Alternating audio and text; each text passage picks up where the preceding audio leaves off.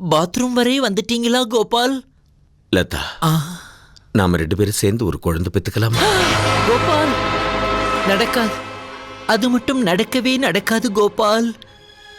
கல்யாணம் பண்ணிக்கிட்டு தான். அப்பவும் நடக்காது கோபால். ஏன்? ஏன்னா அவரே போனதுக்கு அப்புறம் எதுக்காக வேஸ்டா ஒரு கர்ப்பப்பைன்னு அதை நான் தானம் செய்து விட்டேன் கோபால்.